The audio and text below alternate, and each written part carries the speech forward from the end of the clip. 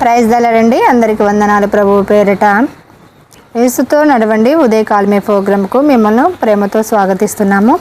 జలప్రలయం తర్వాత మరి నోహా యొక్క కుమారులు షేము, హాము, యాపేతు ముగ్గురు కుమారులు కలిగారు.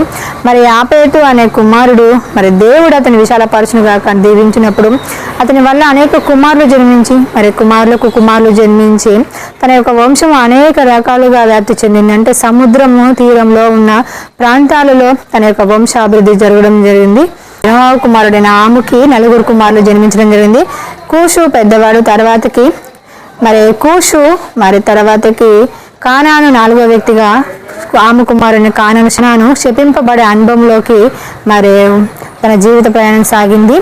హాము యొక్క కుమారుడు కానాను శపింపబడ్డాడు. హాముకి 4 కుమారులు. కూషు తన కుమారుడు.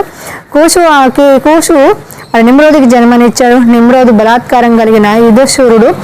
ఈ హాము యొక్క సంతానం నుంచే మరి బాబేలు యొక్క రాజ్యంను వాటి పరిసర ప్రాంతాలను మరి వెళ్ళడానికి మరి హాము యొక్క వంశమే రాజ్య పరిపాలన చేయడం జరిగింది. అంటే చెప్పింపబడిన ఈ వంశావళి నుంచే రాజ్య పరిపాలన అనేది సాగింది. మరి షేము అనే వంశావళి నుంచి దేవుడు షేముని ఏమని ఆశీర్వదించాడంటే, షేము వంశము మరి షేము దేవుడైన యెహోవా స్తుతింపబడునని ఆశీర్వదించడం జరిగింది.